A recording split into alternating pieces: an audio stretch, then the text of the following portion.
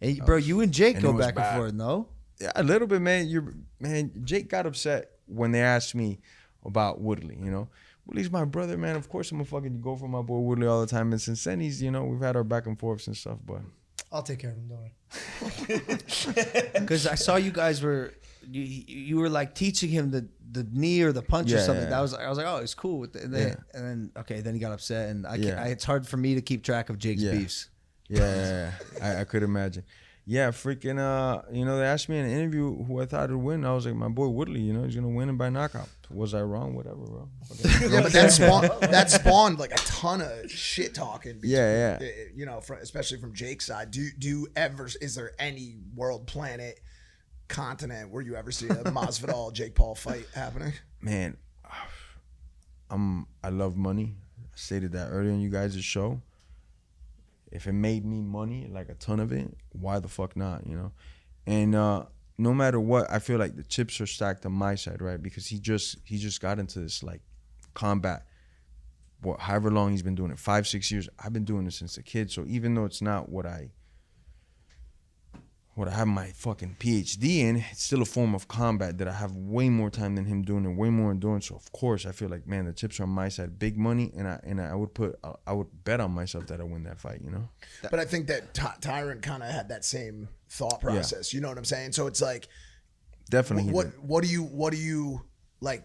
What do you have to say about what you have seen from Jake Paul in terms of his capabilities in the boxing ring? Well, his last fight, I was there live, right? And the best thing that I saw from him is that he got cracked numerous times in this last fight. And I think he even suffered like a little headbutt.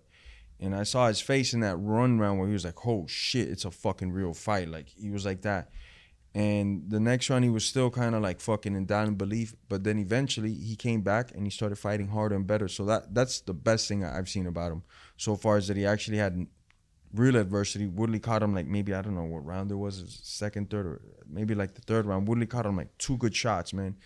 And he kept his composure and fought through it. So I definitely think he's improved. But Woodley's also a fighter that's very good for him to fight. You know, Woodley's fights in spots. Woodley's not crazy aggressive. He'll explode on you with his one great shot. And MMA would work because he had a great low kick, great takedown, great overhand. But in boxing, to where, you know, if all you have is a good right hand, I kind of see that, you know, because I just got to keep my hands up. I don't got to worry about a takedown or a leg kick. I just kind of could do this and, you know, like Jake was doing, catching a lot of them here, wearing them out, and coming back. I don't fight like that a lot. I use both my hands a lot. So I definitely think it'd be a complete different fight with me and him. But aren't y'all like really, really locked up with the UFC contracts? Yeah. Absurdly, right? Yeah. Yes and no. You know, we're locked up till it makes sense kind of to them, you know, like if they said, you know, fuck, this fight's gonna generate us XYZ dollars, yeah, let's do it. We'll put a fee on it. Is it a fight by fight basis? Like you have to fight a certain amount of times, or is there some sort of like contingency or extension that they can exercise? My contracts all across the board are a little different. My particular one, I signed a 5-fight deal, and there's a clause on that for time.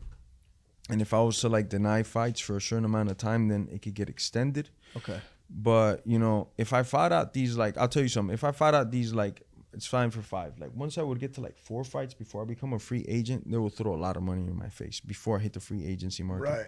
And for every fight, it varies and it's different. You know, it might not be the same for the next guys. For me, they might throw a fucking shitload of money to me because they don't want me to become a free agent for whatever reason, you know? Or maybe even before I get to that 4th fight and the 3rd fight, they'll come at me and they'll be like, hey, let's sit down and talk before we go any further. We're going to have you sign another 5-6 fight deal. These are what the numbers are, you know? So that's how kind of they also like keep you. Yeah. It's a carrot out of the stick. You know, shit. yeah, exactly.